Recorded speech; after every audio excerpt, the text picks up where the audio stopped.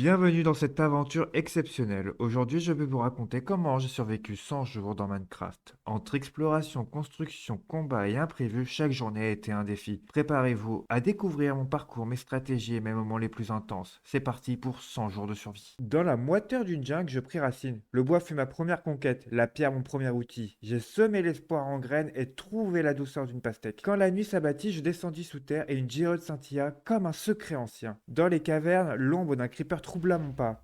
Mais je poursuivis ma quête jusqu'à ce que l'œuvre se lève sur un monde encore vierge. Dans l'ombre, un squelette décocha sa flèche et je pris refuge dans ma géode murée comme une forteresse. Lorsque le jour se leva, je montai vers la surface et le fer brûla dans la fournaise. La lumière repoussa les ténèbres et le bois céda sous ma hache. J'ai semé le blé, pêché les poissons car la faim me prenait. Ainsi naquit mes premiers outils de fer et je descendis encore. La pierre s'assombrit, la deep slate m'accueillit jusqu'à ce que je touche la bedrock. Là, j'ai versé l'eau et dressé mes échelles, marquant mon passage dans les profondeurs. Le jour 3 fut un jour de sang et de douleur. J'abattis le marchand qui foulait mes terres, mais le destin se vengea. Un poisson globe m'empoisonna et sa chair était interdite. Puis l'améthyste surgit sur mon chemin, et sa beauté me coûta une chute presque meurtrière. Pourtant l'eau coule désormais dans mes galeries, et tel un nain je creuse ma demeure. J'ai ouvert le premier champ souterrain, mais les mines restent encore hantées par l'ombre. Affaibli, il ne me restait que 2 cœurs de vie, et pourtant je poursuis mon œuvre. J'ai creusé les fondations de ma première agriculture souterraine, mais la terre manquait et j'ai dû remonter vers la surface. Là, j'ai récolté mon premier blé, abattu encore du bois, source de feu et de lumière. La parcelle est achevée, et dans les profondeurs, je mine avec la rigueur des nains. Sans l'aide d'aucun anneau de pouvoir, j'ai découvert une géode de fer, trésor des entrailles de ce monde. Longtemps je creusais le fer, emplissant mes mains et mes coffres. 3 pioches s'éteignirent dans l'effort, mais au bout du chemin, un miracle surgit, le diamant. 6 joyaux étincelants, trésors des profondeurs, apparus devant moi. Et dans l'ombre des mines, mon cœur s'illumina de joie. La chance m'a souri, encore 5 diamants jaillirent des profondeurs, puis 3 autres, remboursant l'outil forgé dans la gemme. Mais au-delà des trésors, c'est la terre qui m'appelle. Ma première culture souterraine est désormais entière et déjà une seconde s'élève. Nourrie par la lumière et la patience des profondeurs, mon agriculture grandit. Ainsi s'étend mon royaume entre pierre et espérance. Pour poursuivre mon expansion agricole, je dus remonter à la surface. J'y cueillis la canne à sucre et arrachai la terre, accomplissant ainsi la mission première. Quelle joie de redescendre ensuite dans ma mine, rapide comme le souffle du vent. La seconde parcelle agricole est achevée, nourrie par la lumière, et je repris le minage. Les cœurs perdus ne sont pas encore régénérés, mais les profondeurs m'offraient un trésor, 34 diamants, fruit de 3 jours d'effort. Cette terre est riche, digne d'un esprit excentrique ou d'un ancien chanté par Tom Bombadil. Tandis que je façonne l'obsidienne des profondeurs, je vous relève un héritage ancien. Le pack de texture John Smith Legacy, gratuit pour Java et Bedrock, il renaît à chaque mise à jour, fidèle et intemporel. Vous le trouverez en description, et si son éclat vous séduit, soutenez ses créateurs par un don si vous êtes majeur et que vous en avez les moyens. Ainsi se perpétuera la beauté de ce pack de texture. Le 10e jour marque un 10e de fragment de mon épopée, un souffle dans l'immensité du temps. J'ai façonné une nouvelle terre agricole destinée aux pastèques, ces fruits indispensables à ma survie. Tandis que la lumière nourrit leur croissance, je poursuis mon œuvre dans les profondeurs, creusant sans relâche, car les mines recèlent encore de secrets à révéler.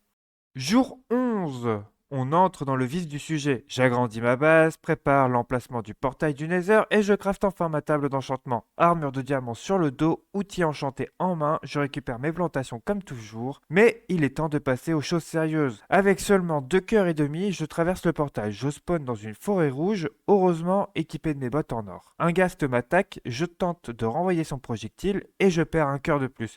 Il me laisse une larme précieuse si je parviens à survivre. La chance continue. Je tombe rapidement sur une forteresse du Nether. Dans un coffre, j'obtiens mes premiers verrues du Nether, le début des ingrédients indispensables pour la suite de l'aventure. J'ai enfin récupéré mon deuxième ingrédient, un bâton de blaze. Il m'en fallait 2 et après une bataille sanglante, le second est tombé. Il est temps de rentrer. De retour, je fabrique mon stand d'alchimie et je passe la journée à préparer des potions. Mais il me manque toujours la pastèque. Alors je la force à pousser avec de l'engrais et enfin elle me donne son fruit. Ce jour marque un tournant majeur. Je peux enfin régénérer ma vie. Après tant de jours à survivre avec seulement quelques cœurs, l'espoir renaît. Le jour 13 fut beaucoup moins glorieux. J'ai juste creusé un trou. J'ai consacré la journée à déforester la jungle, abattant arbre après arbre pour dégager l'espace. L'objectif est clair, préparer le terrain aux futures constructions qui s'élèveront bientôt sur mes terres. J'ai passé les jours 15 et 16 entièrement consacrés à la déforestation et au retrait du sable. Mon objectif est simple. Transformer ces terres brutes en verdure, préparer un environnement fertile où mes futures constructions pourront s'élever. Au jour 17, il est temps de reconquérir le Nether. J'ai retrouvé ma vie, mais il me manque encore des bâtons de blaze pour mes potions. Un cube de magma surgit, utile pour une potion de résistance au feu. Mais le combat me laisse à un demi-cœur.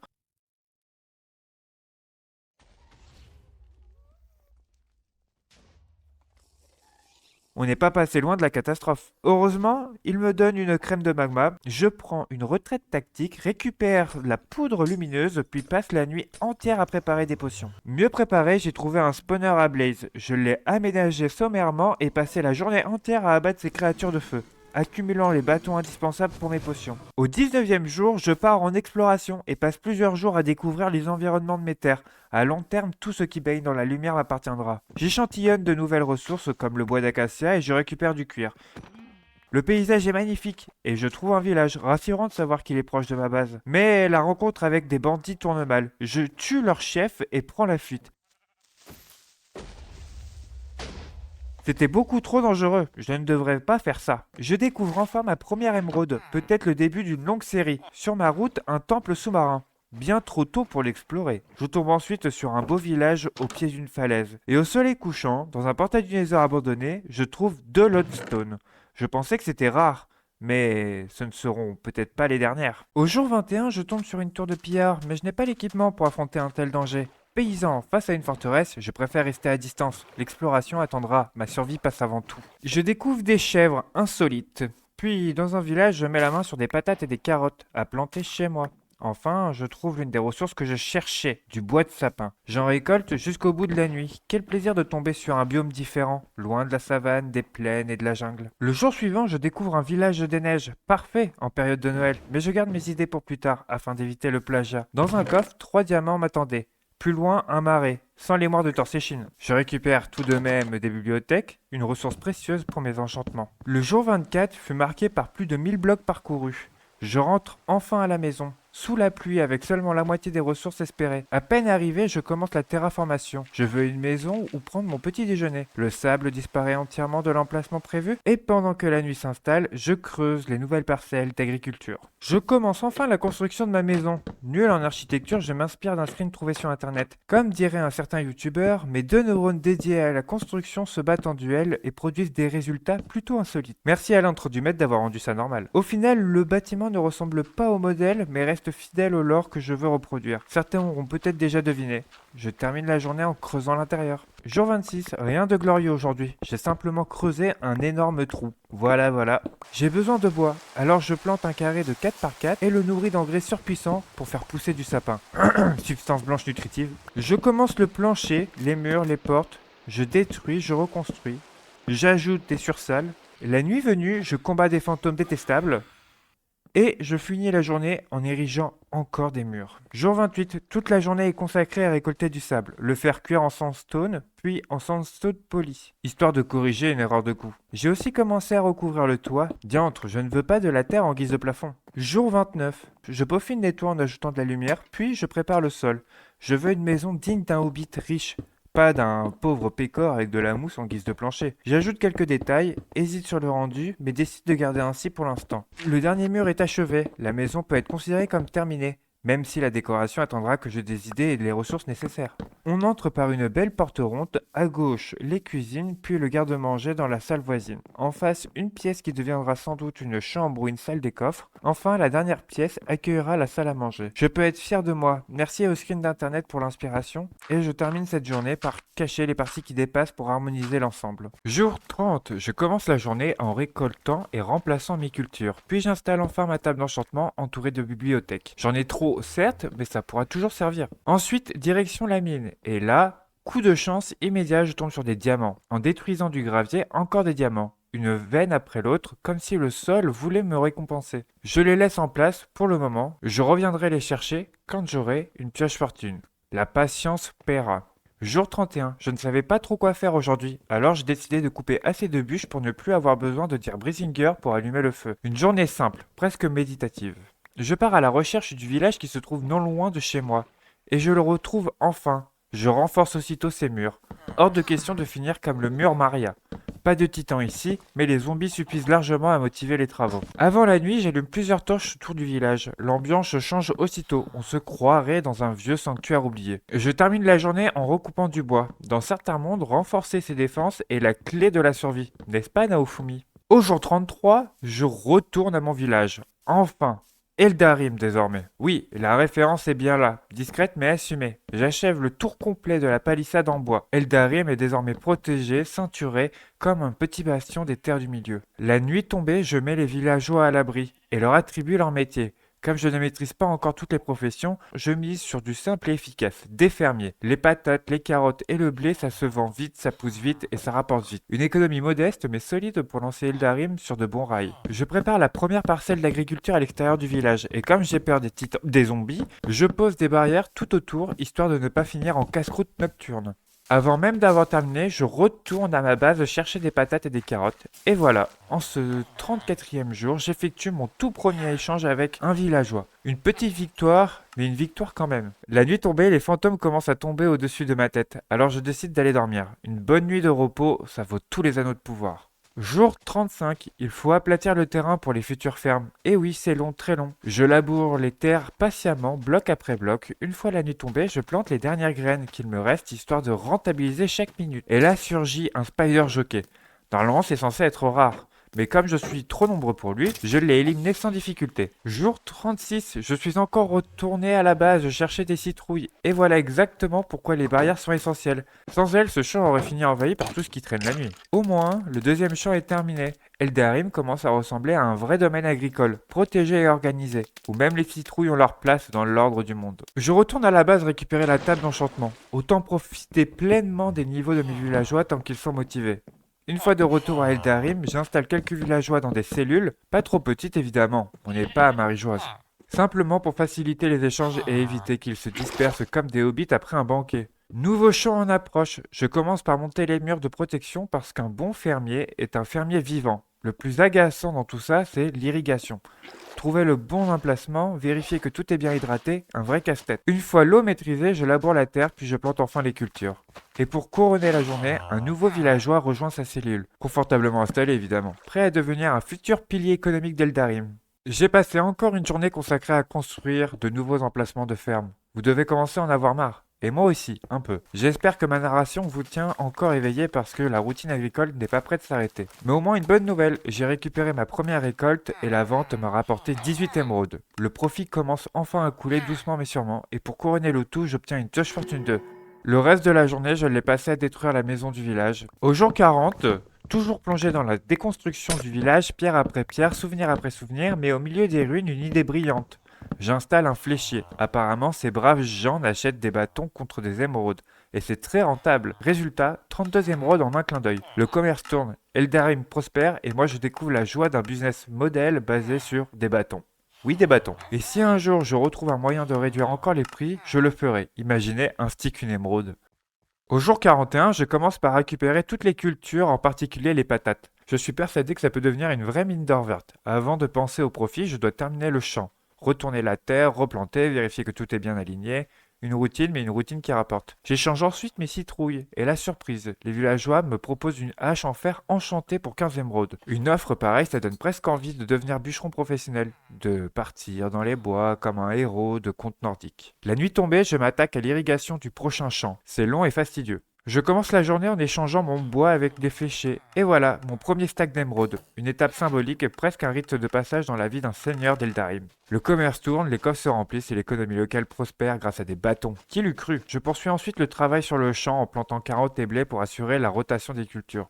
Une journée agricole classique mais productive. En fin de journée, je prends une grande décision. Mettre de l'ordre dans mes coffres. Je trie, je range, je classe. Quel soulagement une fois terminé. Jour 43, une routine que je savais difficile à commenter. Et pourtant, elle raconte quelque chose de très vrai. La vie d'Eldarim tourne, prospère, avance, même dans la répétition. Mais cette fois, la routine a un goût différent. J'ai désormais des haches et des pelles en diamant. Le travail va plus vite, plus proprement, presque avec élégance. Ce n'est plus la corvée du début, c'est la maîtrise d'un domaine. Eldarim grandit et moi avec lui. Rien de nouveau sur les 2 journées de 44 et 45. Je construis de nouveaux champs, je récolte ceux déjà en place, puis je coupe du bois pour alimenter les fléchiers et les futurs projets. Une routine simple et régulière qui fait avancer Eldarim bloc après bloc. Au jour 47, j'ai une idée de style de maison pour Eldarim. Par contre, ça va réduire mon économie parce que je vais avoir besoin de beaucoup de blé. Les 3 prochains jours ont été entièrement consacrés à la construction d'un grand champ de blé. J'ai besoin d'une quantité énorme de blé pour les toits de la future ville. Alors je me mets sérieusement au travail. Je ne le précise pas à chaque fois, mais dès que j'atteins le niveau 30, j'enchante mon stuff pour me rapprocher d'une armure parfaite. Je suis déjà mort au jour 53 sur une autre partie, donc je veux mettre toutes les chances de mon côté. D'où mon extrême prudence et le contenu répétitif. Je sécurise, j'optimise, je prépare. Je ne suis pas un expert de Minecraft, mais je fais de mon mieux pour que cette fois, Eldarim survive et prospère. Au jour 51, pour casser un peu la monotonie, je décide de préparer le village. Je commence par un peu de terraformation pour organiser le terrain, puis je construis la base de la prochaine maison et j'ajuste quelques détails pour que tout s'intègre bien. Et voilà pourquoi les barrières sont importantes. Un creeper m'a explosé dans le dos. Rien de spécial aujourd'hui. À part une bonne surprise, j'ai obtenu une pioche touchée de soie. J'ai aussi continué le toit, je ne sais pas si j'aime vraiment le rendu, mais pour l'instant je poursuis l'idée. Je suis retourné à la base du début pour récupérer tout le matériel de potion dont j'avais besoin. Une petite expédition nostalgique mais utile. En rentrant, j'ai créé un nouveau villageois armurier parce qu'apparemment ils peuvent vendre des armures en diamant. Si ça marche, ça sera un énorme pas en avant pour ma sécurité. Jour 54. En effet, ils vendent bien des armures en diamant. C'est un peu cher, mais les enchantements sont plutôt corrects, donc ça vaut le coup. J'ai aussi découvert que les libraires pouvaient vendre des livres enchantés et qu'il existe un enchantement qui répare les outils avec de l'XP. C'est vraiment génial. Il m'a proposé toucher de soie pour 11 émeraudes, donc j'ai pris. Le mending, ça sera pour plus tard. Ensuite, j'ai récupéré mon grand champ qui avait entièrement poussé. J'ai pu faire plus d'un stack de paille le jour suivant. Je l'ai directement ajouté sur mon toit. Je n'aime pas vraiment le rendu pour l'instant, mais je rajouterai du détail plus tard. Le toit est presque fini. Je pense que je l'ai fait trop haut. Tant pis. Pas de mending, mais un solidité 3, que je prends avec plaisir. Ensuite, j'ai décidé d'enlever le champ de citrouille pour en faire un champ de blé. Je ferai un autre champ de citrouille et de pastèques plus tard. Jour 56, j'ai enfin un livre mending pour 20 émeraudes. Nickel, c'est vraiment pas cher. J'ai aussi obtenu épine, ce qui est plutôt utile. Si un ennemi me touche, il prend des dégâts en retour. Les jours 57, 58, 59 et 60, je me suis dit que ça allait devenir vite répétitif pour vous. Mais je veux absolument obtenir un stuff parfait avant de reprendre l'exploration ou d'affronter des situations dangereuses. J'ai dépassé mon record de survie depuis quelques jours, donc je tiens vraiment à rester en vie. Je me concentre donc uniquement sur le bois et les fléchiers pour gagner des niveaux et des émeraudes.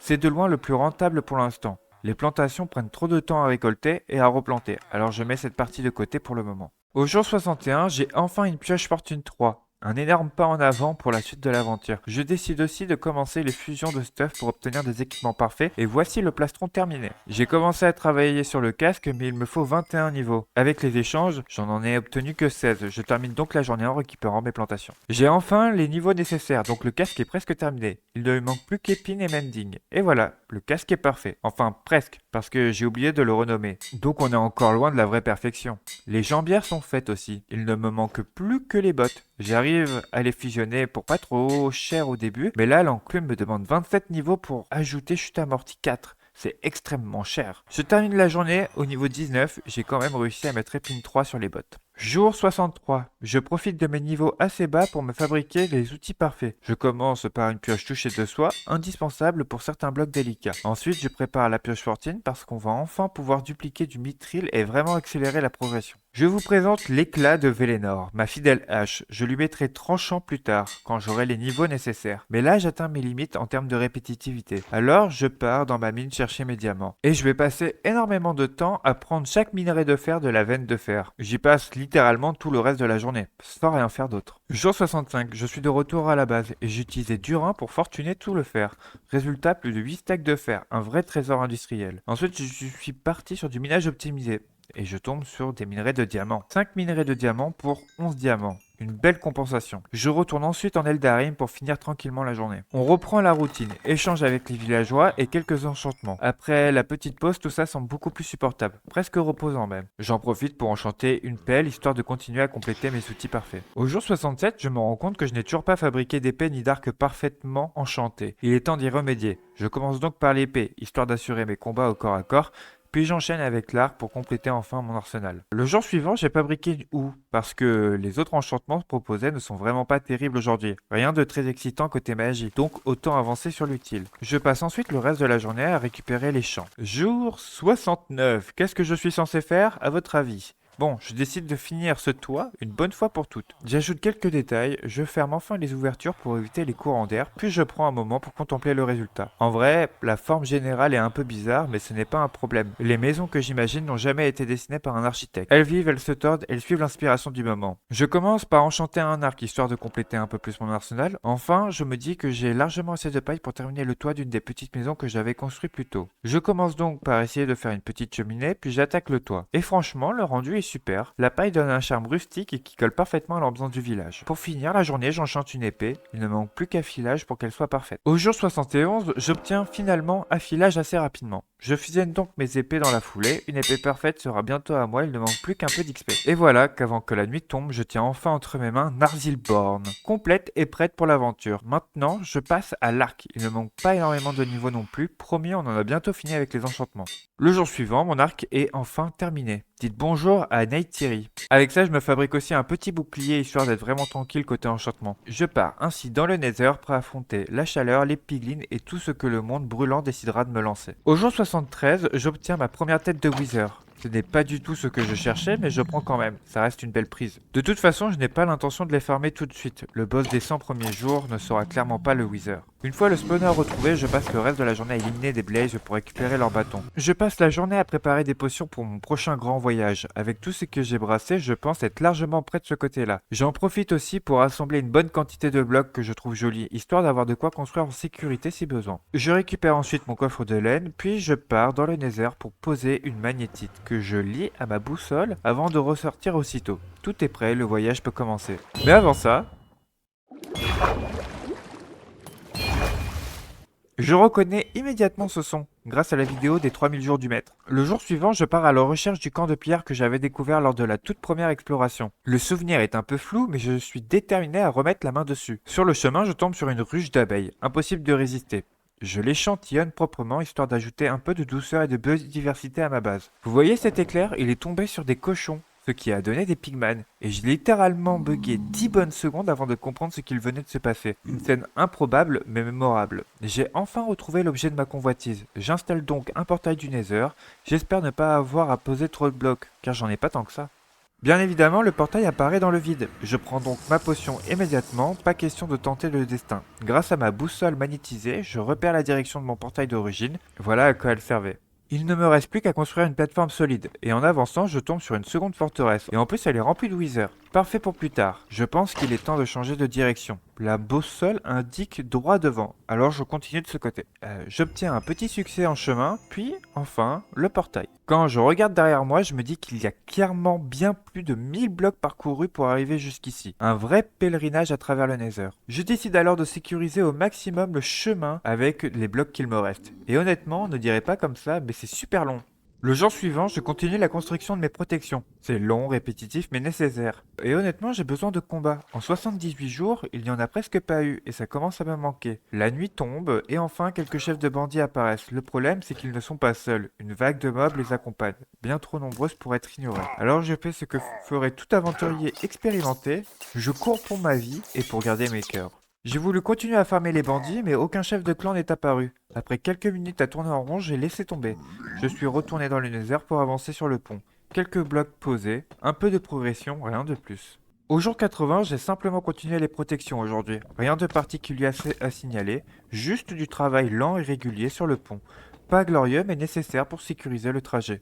Au jour 81, pendant que je continuais la construction, j'ai entendu du bruit plus bas. Des wither squelettes. Je suis descendu dans la forteresse pour vérifier. 2 têtes de plus. À la base, je ne comptais pas invoquer le wither pour ces 100 jours. Je n'aurais probablement pas le choix. En regardant les statistiques, j'ai vu que j'en avais tué que 31. Un taux de drop exceptionnel. J'ai passé le jour 82 et 83 à détruire les maisons que les villageois avaient construites. Jour 84, j'ai commencé à poser les fondations des prochaines maisons. Je veux qu'elles soient petites et proches les unes des autres, pour donner l'impression d'un village calme. En avançant, je me suis dit qu'il valait mieux tracer les chemins avant de construire quoi que ce soit. J'ai donc posé quelques blocs pour marquer les futurs passages, histoire de définir clairement où les routes passeront. Le jour suivant, je suis parti chercher un cheval. J'ai envie de prendre mon temps sur cette aventure. Et je me dis que voyager à cheval sera parfait une fois que j'aurai tracé des routes entre les villages. Ça donnera un vrai charme au monde. J'ai aussi installé un emplacement pour les cartes. Ça sera une auberge plus tard, alors un plan de la ville ne sera pas mal. Pour l'instant, je veux surtout avoir une vue d'ensemble d'Eldarim, histoire de mieux organiser ce qui vient. J'ai continué à préparer les emplacements des futures maisons, puis j'ai bouché ce grand lac qui prenait trop de place au milieu du village. J'ai terminé les bases des maisons et des chemins, mais un détail m'a vite dérangé. Sur la carte, on distingue mal les tracés à cause des blocs de chemin et des herbes qui poussent dessus. Ça brouille tout, et Eldarim mérite mieux que ça. J'ai donc décidé de retirer les blocs de chemin et de nettoyer toutes les herbes dans le village. Jour 87, je commence par mettre la carte à jour et le résultat m'a vraiment plu. Tout est propre, net, on voit enfin le village comme il doit apparaître. Ensuite, j'ai coupé un arbre pour récupérer de quoi monter les murs des maisons. La muraille attendra encore un peu. J'ai un projet d'agrandissement en tête, plein d'idées à poser, mais pas assez de temps pour tout faire d'un coup. Le projet avance bien, alors j'ai continué à monter les murs des maisons pour l'instant. Ça ne paye pas de mine, je le sais, mais une fois le toit posé, tout prendra forme. Pas avant les 100 jours, cela dit, les bottes de paille coûtent bien trop cher pour le moment. Ensuite, j'en ai eu assez des villageois entassés dans leur box qui prenaient la moitié du village. J'ai décidé de les déménager dans des maisons en construction un par un. Et en installant le premier, un détail m'est revenu. Avec ce système, on dirait qu'il est assis sur un escalier. L'effet est parfait, alors je vais les placer tous comme ça pour l'instant. J'ai passé les jours 89, 90, 91 et 92 à les déplacer jusqu'à ce que tout le monde trouve enfin sa place. Et au jour 92, j'ai enfin pu démonter les vieilles box du début, celles qui traînaient au milieu du village et qui étaient vraiment affreuses. Avec ça de réglé, j'ai pu enchaîner directement sur un nouveau projet. J'aime bien quand tout s'aligne comme ça. Ce projet sera sous terre, il sera essentiel si je survis au combat des 100 jours. Même enterré, je veux qu'il ait un minimum de charme. Alors j'ai commencé à poser des murs en briques de pierre pour donner un aspect plus propre, plus solide. Le jour suivant, j'ai commencé par faire le toit de l'usine. C'est toujours mieux de le construire dès le début, si on attend trop, ça devient une vraie galère à poser. Ensuite, j'ai creusé jusqu'à atteindre la bonne profondeur. Une fois en bas, j'ai installé le sol, histoire d'avoir une base propre pour la suite. La redstone viendra juste après, rien de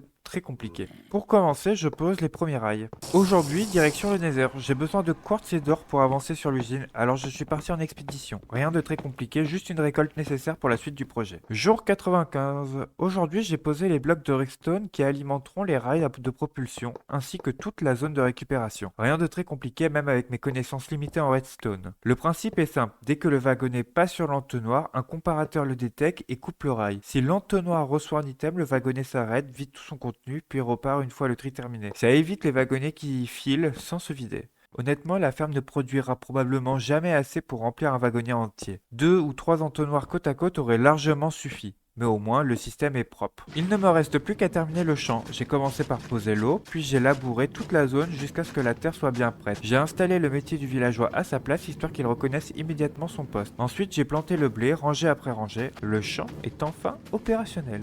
J'ai descendu un villageois dans la ferme aujourd'hui. Je lui ai donné un maximum de graines pour qu'il commence à produire tout de suite, histoire d'éviter qu'il remplisse son inventaire avant que la ferme ne tourne vraiment. Une fois ça fait, j'ai passé le reste de la journée à creuser un second étage. Au jour 97, j'ai terminé de creuser la seconde salle. Elle est prête, nette, exactement comme je le voulais, mais le temps lui commence à manquer. Les 100 jours approchent et je n'ai pas assez de marge pour installer le système maintenant. Je suis donc parti dans le Nether à la recherche d'une larme de ghast. Pas toujours simple à obtenir, mais indispensable pour ce qui m'attend. Une fois revenu, j'ai passé le reste de la journée à préparer des potions. Régénération, force, résistance, tout ce qui pourra me donner une chance quand le combat des 100 jours arrivera. J'ai passé le jour suivant à chercher un endroit pour le combat des 100 jours. Je voulais un terrain dégagé assez large pour bouger librement mais pas trop loin du village pour pouvoir m'y préparer facilement. Le choix du terrain compte autant que le combat lui-même. Jour 100. Il me reste plus qu'à affronter le Wither. Je me suis avancé, posture en main, armure serrée, prête à en découdre.